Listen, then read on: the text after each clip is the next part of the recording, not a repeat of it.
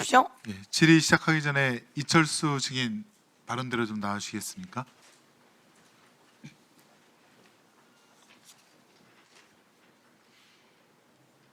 예, 발언대로 좀 나와 주십시오. 그때 박연호 부산저축은행 회장의 처남이시고 조우영 씨의 사촌형으로 되어 있는데, 예, 네, 이철수 맞습니다. 증인께 묻겠습니다. 네, 네. 지금 이제 이 사건은 2023년도에 그 강백신 검사팀이 그 뉴스타파 보도를 빌미로 해서 이게 정치 공작이다라고 하면서 언론인과 여러 주변인들을 탄압하고 괴롭힌 사건인데요. 이철수 증인께서는 법정에서 증언을 하셨더라고요. 네, 2026년 3월달에 그때 뭐라고 하셨냐면 조우영 씨가 말하기를 첫 번째 조사받고 난 다음에는 패닉 상태로 아마 증인에게 전화가 왔고 두 번째 조사를 받고 난 다음에는 너무나 다른 분위기로 커피만 마시고 그냥 나왔다 이렇게 법정에서 증언을 하셨는데 맞습니까? 네, 맞습니다. 예, 조금 더 부연 설명해 줄 수 있습니까? 사실 이 사건이 이제 2010년, 11년 처음 터졌을 때, 제일 첫 번째로 이제 조우영이가 조사받았을 때는 아마 정치자금 관련해 가지고 조사를 받은 것 같습니다. 정치자금. 예, 그러다가 이제 첫 번째 조사 때는 굉장히 강도가 셌던 걸로 셌고, 예, 예. 그리고 조영이가 이제 변호사를 박용수로 변호사를 선임하고 난 다음에 뭐 여러 가지 여러 다른 정언에서도 나온 것처럼 첫 번째 뭐 김만배 씨도 그런 얘기했고 남욱 씨도 그런 얘기했지만 제일 중요한 거는 이제 조영이 본인이 자기가 조사 받으러 갔는데 이번에는 아무런 조사 없이 그냥 커피만 마시고 나왔다. 그러면서 편안한 분위기에서 네, 예, 아주 뭐 추궁이 되는 조사 없이 그냥 나왔다는 거죠. 네. 그 이후로 수사는 그냥 끝났다는 거고요. 예, 그 뒤로는 또 뭐 조영이가 그 정치자금 얘기를 하셨는데 사실은 이때 어떤 얘기들이 첩보들이 많이 돌았냐면 부산저축은행 임원진들이 되게 광주일고 출신들이 많지 않습니까? 그러니까 이게 이명박 정부 때 일이니까 이 로비를 캐면 뭔가 민주당 쪽에서 나올 것이다 인사들이 그래서 캤는데 보니까 김두우라고 청와대 홍보수석 나왔지. 그다음에 이상득 이명박 당시 친형이 연루된 정황. 김윤옥, 소망교회 사람들이 나와서 수사를 덮었다라고 하는 첩보들이 많이 있었거든요. 그에 대해서 들은 바 있습니까? 첫 번째 제가 이제 그런 정보를 알게 된 이유는 그러니까 그런 말은 있고 예, 그런 그러니까 정보를 알게 된 예, 이유는 정보를 알게 된 경위를 설명을 드리면요. 간결하게 좀 해주십시오. 네, 시간이 간결하게 그때 부족해서요. 예. 저축은행 마지막 사태가 터지기 직전에 고위 주주들 회의가 있었습니다.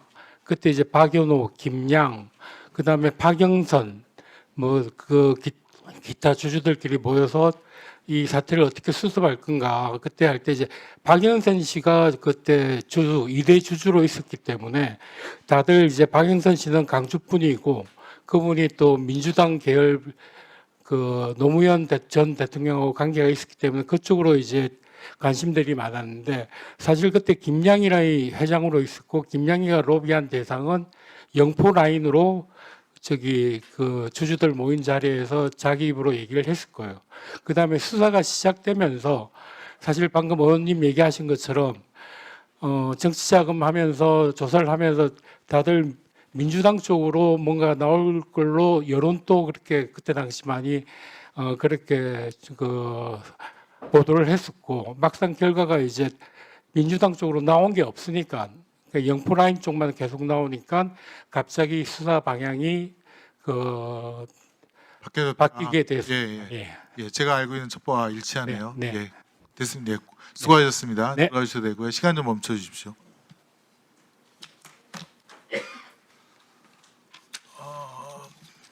김우철, 봉지욱, 한상진 세 분 좀 나와주시겠습니까?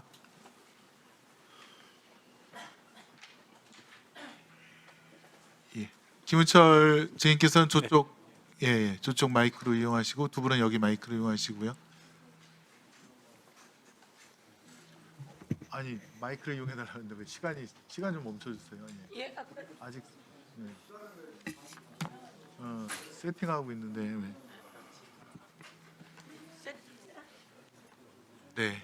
세팅하는 동안 마이크가 시간 갔습니까?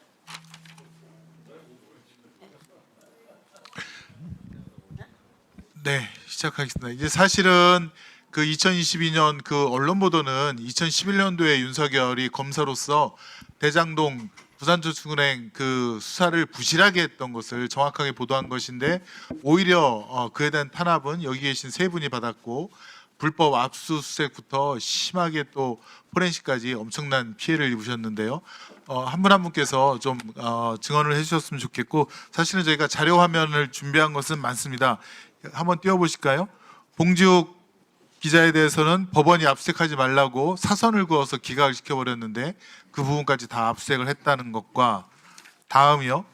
다음 봉지욱과 조우영 씨가 통화를 한 게 없는데 4번이나 통화했다라고 이렇게 자료를 위조한 것과 다음이요. 영장한 거를 다 돌려줬다라고 확인서를 써준 후에 같은 날 봉지욱 기자로부터 압수한 것을 다시 재압수하는 이런 만행도 저질렀고요. 한상진 청문회에 대해서 마찬가지의 그런 영장 범위에 포함되다는 것을 마지막으로 김은철 증인에 대해서 한 번만 자료화면 띄워주시겠습니까? 김은철 전문위원에 대해서는 이재명, 송영길 증인 정치인들을 빨리 줄여라 이런 내용으로 굉장한 압박을 받은 걸로 알고 있습니다. 세 분께서 국민 앞에 본인들이 당하셨던 불법 압수수색도 인권실 수사에 대해서 한 번씩 말씀해 주시면 감사하겠습니다. 예, 제가 먼저 저는 윤석열 명예훼손 혐의로 그 당시 압수수색을 당했는데 압수수색 영장에 나오는 김만배, 허재현, 신학님, 그 조우영, 이철수 이런 분들을 단 한 번도 본 적도 없고 내 핸드폰 압수수색해서 거기서 전화번호도 나온 적이 없습니다. 물론 이제 조사 6번 받았는데 첫 번째 조사에서 그분들 전화번호도 없고 통화 내역도 전혀 없다는 걸 검사가 다 확인했거든요. 그러면 당연히 빨리 수사를 종결해야 되는데 2년간 6번이나 조사하고 아까 새벽 6시까지 그러는데 저도 10시에 가서 새벽 4시, 5시까지 6번이나 2년 동안 조사받았어요. 포렌식 하면 거의 몇십만 건 사진이나 파일이 나오지 않습니까? 그걸 전부 다 소명을 다 해야 되고 통신내역 조회 서영교 위원장님 통신내역 조회 당했다고 그러는데 제 주변에 핸드폰에 있는 한 9천 명 그 사람들 통신내역 조회 전부 다 해가지고 사돈의 8촌까지 전부 통신내역 조회했어요. 내 동생 결혼식 때 내 처음 받는 재수 씨 친정 오빠 그런 분들은 30년 동안도 본 적도 없는 사람들 다 통신내역 조회해가지고 사돈 민주당이 있으니까 내 이렇게 피해 당한다고 전부 다 인간관계 이간질 시키고 초등학교 동기들 대학교 동기들 전부 다 통신내역 조회해가지고 그렇게 하고요. 제가 2년 동안 국회 정책연구위원 2급으로 있었습니다. 제가 무슨 도주하고 한다고 출국정지 시켜가 집에 아파트에다가 딱지표 한 달이 멀다 하고 붙이고 말입니다. 이게 무슨 대한민국 민주공화국입니까 이게? 아무도 책임지지 않아요. 윤석열 정권에서 제가 무혐의 처분 받았지만은 누구 한 사람 미안하다 전화한 사람 있습니까? 검사가 형사상의 책임은 면하더라도 민사상 책임까지 면하는 건 아니에요.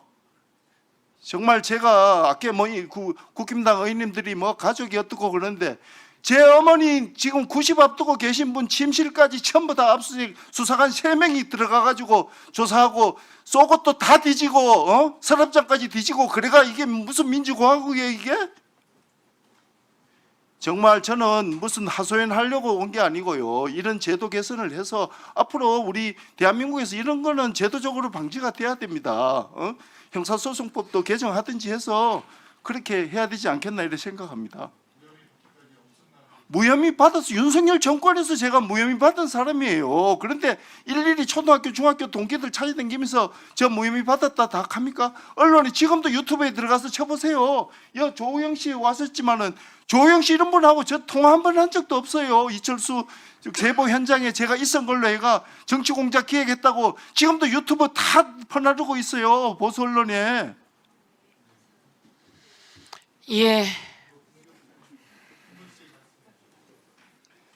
네.